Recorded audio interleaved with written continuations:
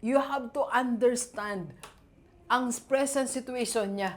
Para alam mo, mga aksyonan niya, ang mga galawan niya, bakit ganun siyang gumalaw? Bakit mainitin ang ulo niya? Eh kasi ang dami niya palang inaasikaso bago siya pumasok.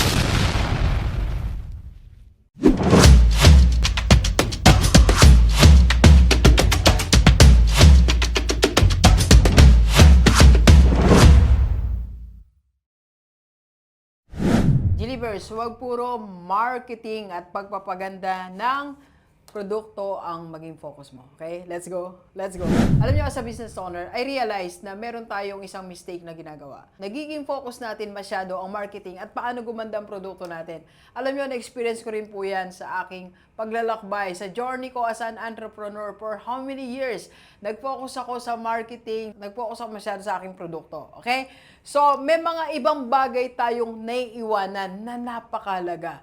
Kaya ang payo ni Rockstar, okay lang mag-focus tayo sa marketing, okay lang magpaganda ng mga produkto, pero itong dalawang aspeto ng negosyo natin, huwag natin kalimutan, okay? So, unang-una, huwag mong kalimutan na mag-build ka ng relationship sa iyong mga existing employees. Alam nyo, as a business owner, minsan nalilimutan mo na may empleyado ka. Kapatid, may empleyado ka. Hello, entrepreneur, may empleyado ka na naghihintay ng time mo, na naghihintay para makilala mo. Nagpagod tayo ng nagpagod sa marketing.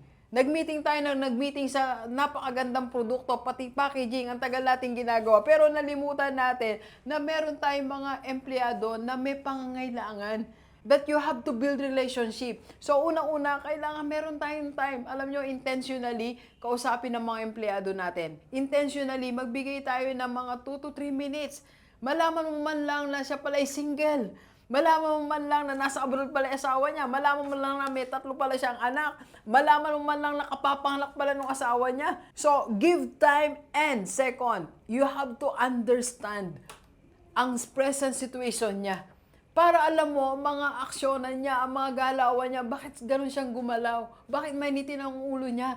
Eh kasi ang dami niya palang inaasikaso bago siya pumasok. Alam niyo, nung pong ako principal, meron akong time para makipag-usap sa aking mga teachers. So, pag nalulungkot na, meron akong laging kape. Meron akong kape sa drawer. Tatawag ako, sabi ka, magkape tayo. So, doon ko nakikita na unawaan sa pagkakape namin na, kaya pala ganito. Kaya pala nalilate siya, kaya pala ganito yung kanyang attitude. So, meron mga reason.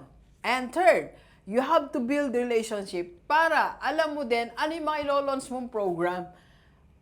Alam nyo, minsan, ang ganda ng structure natin, sabi ko nga sa marketing, ang ganda ng products natin, pero wala kang inaayos o pino-formulate na program for your employees. Baka kailangan mo ng assistance for enrollment ng mga anak nila. Baka kailangan mo ng assistance na ganito. Baka kailangan may ganito ang programa. So, tingnan natin, you have to build relationship sa mga empleyado. Alam mo, pag na-build mo ang tamang relationship sa mga empleyado mo, it will be very hard for them para umalis sa iyong kumpanya.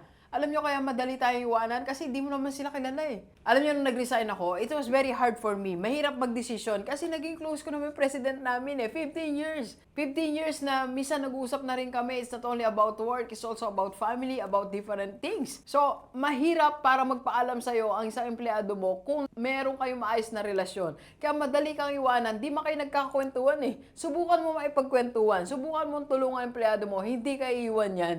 Hindi ka basta-basta iiwan. Okay? Pangalawa po, you have to focus also sa relationship mo sa existing clients mo for 2 reasons. First, para mas maintindihan mo pa kung ano pa yung kailangan niya. Para mas matulungan mo pa. Para mas mapalawig mo pa yung programa mo o ano pang produkto pwede mong i-offer. So you have to build relationship sa iyong mga kliyente. Huwag puro marketing. Huwag puro produkto. Bigyan mo rin time yung existing clients mo, delivers. Okay? Sa lahat mga may negosyo. And second reason is, pero bago yan, magkape muna tayo. Kape po tayo. And of course, meron tayong Rockstar 5-in-1 Business Coaching Package. So, sa lahat ng mga may negosyo, pwede ko pong puntahan ng yung business. PM na, sa personal life, binidok for the details. Okay? And second, why you need to build relationships sa yung mga existing clients is para makahingi ka rin ng tulong mo. Walang masama kung sabihin mo sa iyong mga kliyente na i-recommend mo nga kami dito. Ayan. I-recommend mo nga po kami dito sa iyong kumpare, sa iyong kumare. Hindi ka mahiyang magsabi nun kasi maayos ang relasyon nyo. Okay? So, yan po ang ating mga task as business owner. It's not only about marketing. It's not only about sales. It's not only about your product. It's also building relationship. Okay? Let's go. Let's go. Kapi po tayo. Thank you for watching. We are inviting you to attend our free webinar on how to save and invest the right way and how to avail sa Kaiser. PM na sa personal lobby ko po.